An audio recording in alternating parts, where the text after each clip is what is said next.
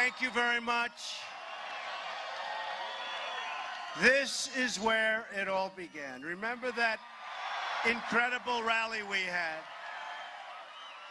And people came out, and it was like this. It was packed and incredible, and people said, something's going on there, right? That was the beginning, wasn't it? That was the beginning. And if you remember, even though you don't have to vote for me, maybe 4 years we'll take a look, right? But you know what? I said I'm coming back to see you in Alabama, right? And this is our last rally, our last stop, and I just want to thank the people of Alabama, and I want to start by wishing you a very Merry Christmas. Merry Christmas. But I'm here today for one reason, and that is to thank the incredible people that I recognize. So many of you. I have so many friends from Alabama, but to thank the people of Alabama.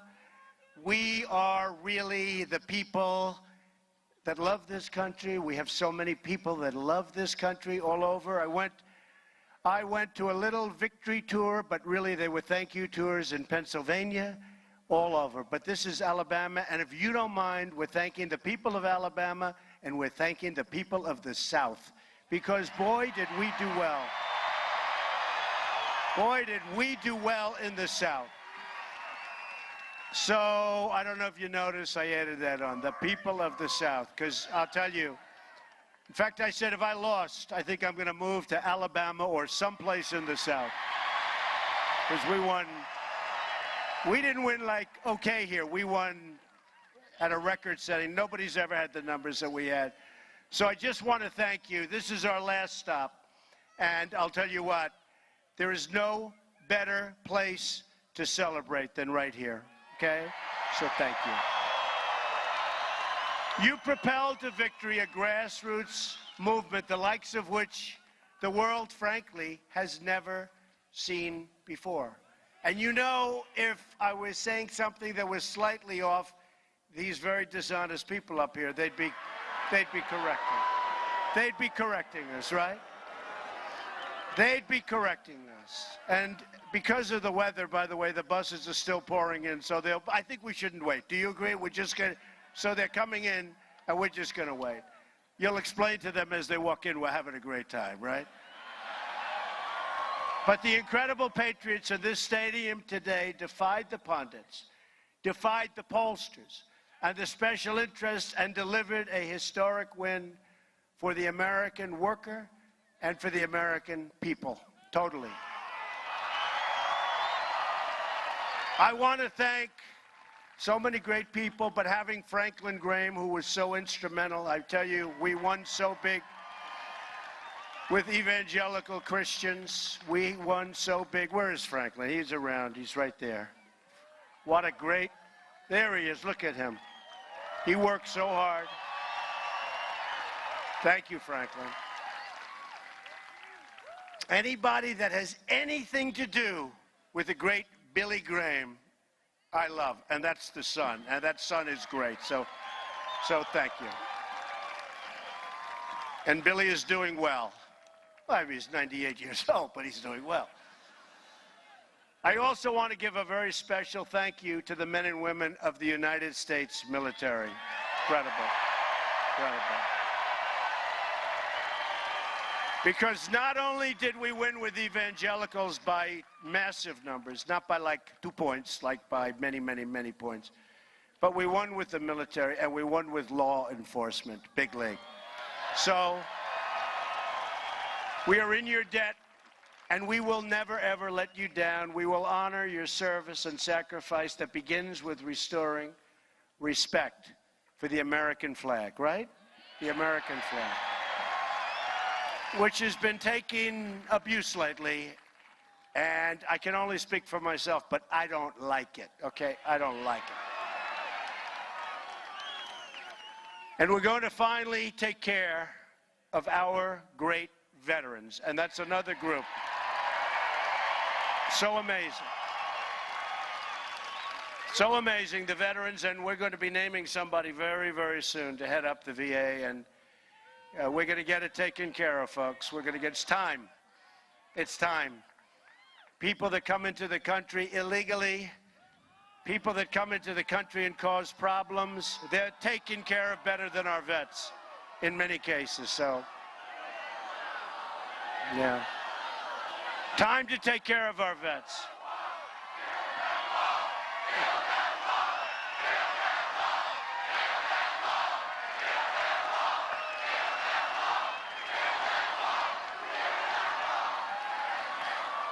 Do not worry. We are going to build the wall, okay? Don't worry. Don't even think about it. We're also going to rebuild our badly depleted military. We have the greatest people on earth. Our military is depleted. But we will be smart with how we spend our money. We're not going to spend $4.2 billion on Air Force One. Is that okay? I mean, we all like beautiful aircraft, but Boeing is going to do a much less expensive job than that. They ordered a new plane. They're in the process. And I said, how are you doing? Well, there's massive cost overruns. I said, no, there's not. There's not going to be cost overruns. So you're going to see it. We got in sort of toward the end, but that's okay. We got in time. We got in time. But no $4.2 billion airplane. America will be a strong nation again. But we will also be a fair and just nation. There is a very, very special guest, okay? And I want to bring that guest on stage in a moment. He is someone who cares deeply about justice, who believes all people are equal in the eyes of the law. He is a great, great man. He's an Alabama native. He could have run for the rest of his life. Nobody even wants to run against him. He spent 15 years as a federal prosecutor, served as the Alabama State Attorney General, and represented you in the United States Senate for 20 years, including 20 years on the Judiciary Committee. And people don't even know, because we think of him as a senator. He was a great, great, legendary prosecutor. A lot of people forgot that. He appeared right here at this stadium 16 months ago and put on a Make America Great Again hat.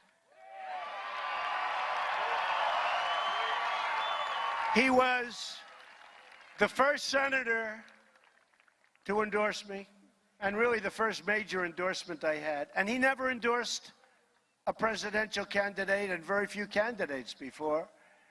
But he saw what I had to say, and he saw the response from the people of Alabama. He's someone I'm very proud to call a friend, and a man I've chosen to be. And by the way, this is a great honor for the state of Alabama. Remember that. To be the next Attorney General of the United States, Alabama Senator Jeff Sessions. Come on up, Jeff. Come on up.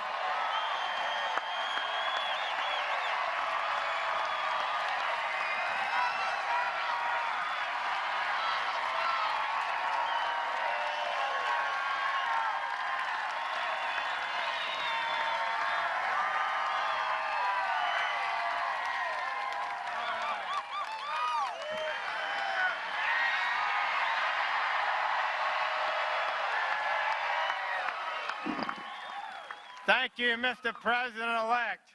What a great honor it is to have you back in my hometown, Mobile, Alabama. I do remember that event 16 months ago. How many of you were here on that day? Woo! It was an eye-opening event for the entire world and certainly the United States political establishment. I don't think there's any doubt that for your effort and your campaign, Mobile played a historic role in that momentum that built. There's just no doubt about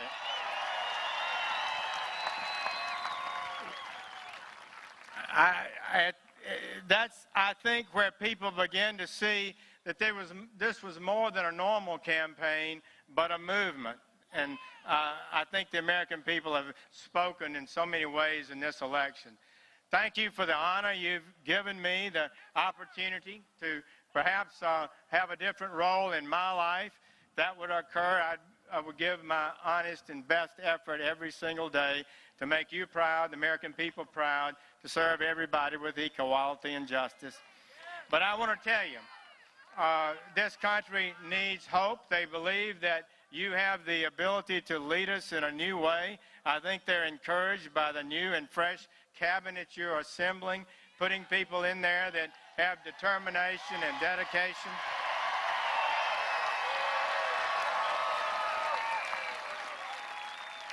I want to say thank you to Mayor Stimson and his team and the city, to the county and all those who've helped make this possible now and last time. It's been a great thing there. So, Mr. President-elect, thank you so much for the opportunity to work with you, the opportunity to see you develop as a candidate, the opportunity to participate in a movement that I believe can help make America great again. God bless you.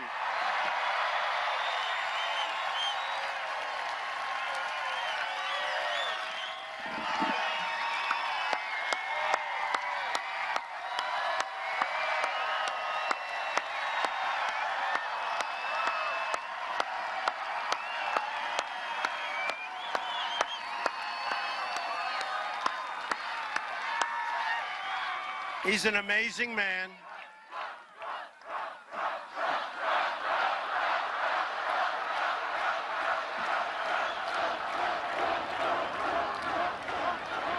Jeff is an amazing man, and working with him, I know we will make these incredible strides that our country has to make in restoring safety and justice for all of our people. And again, Alabama, I know, because I get so many letters from the people of Alabama and every other form of communication, including tweets. And they are so proud. They are so proud of him, and we're proud of him, so thank you. Thank you, Jeff. Fantastic. So great. You know, Jeff talked a little bit about the election and his endorsement, and I think if you want me to discuss that evening one more time? Because this will be it. Should I? Yes or no? Because I could give you a beautiful, rhetorical, flowing speech, and we can all fall asleep together, right? Or we can discuss it. And this is our last stop, as I said. And I'm really here because I promised you during that wild day that we had in August, a long time ago, seems like a long time ago. And just a lot of things came out of that day. It opened up the eyes of the media, even the media that dislikes us all. It opened up, it opened up their eyes.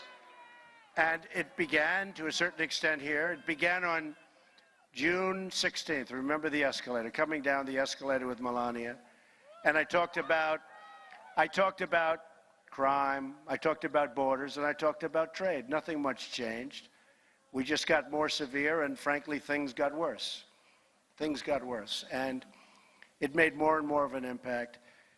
So when I announced, we had a big primary. We had a total of 17 people.